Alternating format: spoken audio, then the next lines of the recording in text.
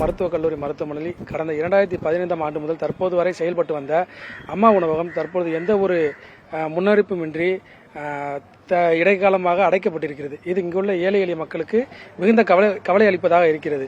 இங்கு வரக்கூடிய நபர்கள் ஒன்றும் பணக்காரவோ இல்லை, வெளியே மருத்துவம் பார்க்க வசதியே இல்லாமல் தான் அரசு மருத்துவமனை தேடி வராங்க. அப்படி இருக்கிற நிலையில் இங்கே ஒரு 10-15 நாள் ஒரு தங்குற மாதிரி இருக்கு.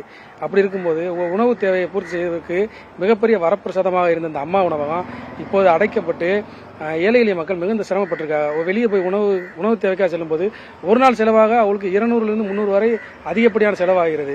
இது இங்கு உள்ள ஏழை எளிய மக்களுக்கு மிகுந்த கவலை அளிக்கிறது. இங்கே உள்ள அதாவது ராமநாதபுரத்தில் மதுக்கடைகளை அடைக்க சொல்லி நாங்கள் எவ்வளவோ போராட்டமோ ஆர்ப்பாட்டமோ பண்றோம். ஆனால் அதுக்கெல்லாம் தலை சேர்க்க இந்த அரசாங்கமும் இங்கே எந்த ஒரு முன்னெடுப்பின்றி ஏழை எளிய மக்களின் அத்தியாவசிய தேவையாக இருந்து இந்த அம்மா உணவகத்தை எந்த ஒரு முன்னெடுப்பின்றி அடைத்திருப்பது இங்கு உள்ள மக்களிடையே மிகுந்த கவலை அளிப்பதாக உள்ளது.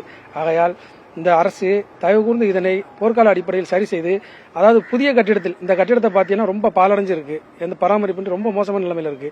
அதை சரி செய்யாம இந்த கட்டடத்தை இடிச்சிட்டு புதிய கட்டடத்தில் அம்மா உணவை கட்டி தரணும்னு எஸ்டிபி கட்சி சார்பாக கேட்டுக்கிறோம்.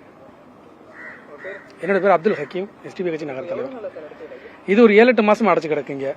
இது எந்த ஒரு முன்னெடுப்பு செய்யாம அடைச்சு கிடக்கு. பல முறை எல்லாத்தையும் ஒரு கோரிக்கை கொடுத்தாச்சு, மனு கொடுத்தாச்சு, ஆனா எந்த ஒரு நடவடிக்கையும் இல்லை. இந்த அரசு சரி செஞ்சு தரணும்னு கேட்டுக்கிறோம். சாப்பாட்டுக்கெல்லாம் வெளியே தான் போறாங்க. ஒரு நபருக்குன்னு சொல்லி பார்க்க போனா 200லிருந்து 300 வரைக்கும் ஆகுது. இங்க வரக்கூடிய ஏழை எளிய மக்கள் 10 நாள் வரைக்கும் பெட்ல தங்குறாங்க. அவளுக்குன்னு செலவும் பார்க்க போனா 2000-3000 வரைக்கும் செலவாகுது. அவ அந்த 2000-3000 சம்பாதிக்கிறதுக்கு 1 மாசம் 2 மாசம் ஆகும். அதனால அவரோட தேவைகளை பூர்த்தி செய்யும் விதமா இந்த அரசு இதை சரி செஞ்சு தரணும்.